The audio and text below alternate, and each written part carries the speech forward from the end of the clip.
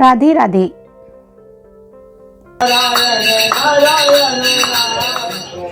अश्विन माह के कृष्ण पक्ष की श्राद्ध पक्ष में आने वाली एकादशी को इंदिरा एकादशी कहते हैं। श्राद्ध पक्ष में आने के कारण इसका महत्व और भी अधिक बढ़ जाता है। धर्मराज युधिष्ठिर भगवान श्री कृष्ण से कहने लगे, हे भगवान, मैंने भाद्रपद शुक्ल एकादशी का विस्तार से वर्णन सुना है। अब आप कृपा करके मुझे अश्विन माह के कृष्ण पक्ष की एकादशी के विषय में बताइए। इस एकादशी का क्या नाम है और इसके व्रत का क्या विधान है? इसका व्रत करने से किस फल की प्राप्ति होती है? अगर आपको वीडियो अच्छी लगे तो वीडियो को लाइक कीजिए और चैनल को सब्सक्राइब भी कीजिए। तब भगवान श्री कृष्ण कहने लगे, अश्विन कृष्ण एकादशी का नाम इंदिरा एकादशी है। यह एकादशी पापों को नष्ट करने वाली और पितरों को अधोगति से मुक्ति देने वाली होती है। इस एकादशी से संबंधित जो कथा है उसे मैं आपको सुनाता हूँ। आप श्रद्धा पूर्वक उसे सुनिए। बोलो श्री हरि विष्णु की जय।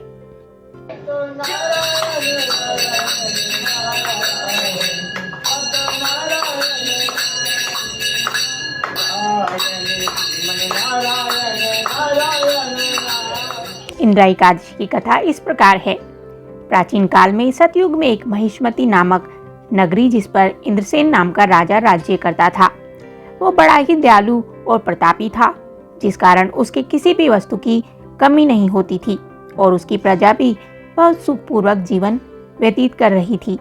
एक दिन राजा अपने दरबार में बैठा हुआ था तो उसी समय देवऋषि नारद जी वहां आ पहुंचे। नारद जी को देखकर राजा अपने आसन से उठे और उनका भव्य स्वागत करके प्रणाम किया और उन्हें आसन ग्रहण करने को कहा।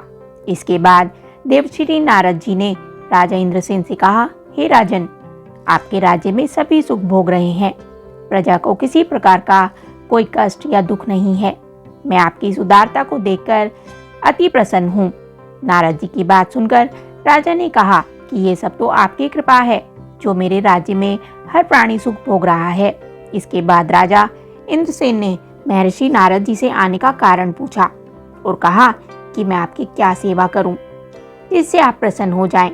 राजा की बात सुनकर नारद जी बोले, हे राजन, मैं एक बार यमलोक गया तो देखा कि आपके पिता भी वहां पर बैठे हुए थे।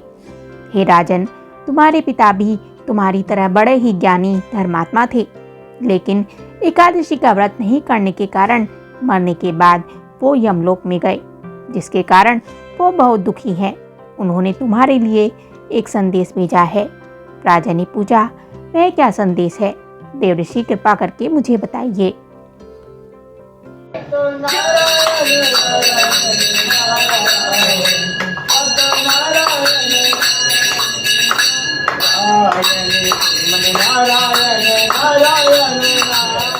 तब देवऋषि नारद ने बताया, आपके पिता ने कहा है, हे देवऋषि, आप मेरे पुत्र इंद्रसेन जो इस समय पृथ्वी पर महिष्मती नामक नगरी का राजा है, उसके पास जाना और कहना कि मैंने पूर्व जन्म में कुछ बुरे कर्म किए हैं जिससे मुझे यह लोक मिला है। यदि मेरे पुत्र मेरे लिए अश्विन महीने के कृष्ण पक्ष में आने वाली इंदिरा एकादशी का व्रत पूरे विधि विधान व श्रद्धा पूर्वक करे तो मुझे इस लोक से मुक्ति मिल जाएगी, जिसके बाद मैं स्वर्ग लोक में वास करूंगा। यह सुनकर राजा ने देवऋषि नारद जी से पूछा कि कृपा करके आप मुझे इस इंदिरा एकादशी व्रत का विधान बताएं जिससे मेरे पिताजी को स्वर्गलोक प्राप्त हो। नारद जी ने कहा, इस व्रत के लिए तुम दशमी के दिन प्रातः जल्दी उठकर स्नान आदि से मुक्त होकर किसी नदी पर अपने पितरों के नाम का श्राद्ध करें और रात्रि को पृथ्वी पर ही शयन करें। जिसके बाद एकादशी वाले दिन प्रातःकाल जल्दी उठकर सूर्य भगवान को लोटे में जल, धूप, दीप, पुष्प आदि डालकर भगवान विष्णु जी को चढ़ाएं और इस व्रत का संकल्प लें, मैं आज पूरे दिन व्रत का निराहार करूंगा और सभी भोगों का त्याग करूंगा। इंदिरा एकादशी व्रत की सभी विधि बताकर नारद जी वहां से चले गए और कुछ दिनों के बाद इंदिरा एकादशी आई। राजा ने इस एकादशी का व्रत किया और पूरे विधि विधान से श्रद्धा भाव से पूजा अर्चना की और अपने पिता के नाम का श्राद्ध किया तथा दूसरे दिन ब्राह्मणों को भोजन करवाकर दान दक्षिणा देकर उन्हें विदा किया। उसके बाद स्वयं ने भोजन किया।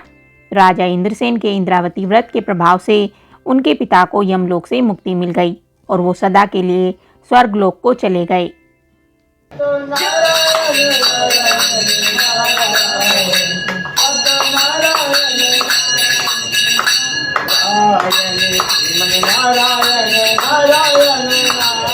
हे युधिष्ठिर, यह इंदिरा एकादशी के व्रत का महत्व मैंने आपको बताया है।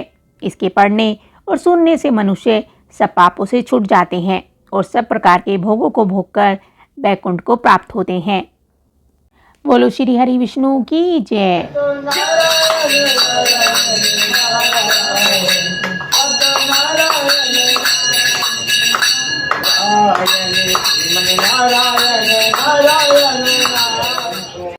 ये कथा आपको कैसी लगी हमें कमेंट करके जरूर बताएं। साथ ही वीडियो को लाइक करें, चैनल को सब्सक्राइब करें। धन्यवाद।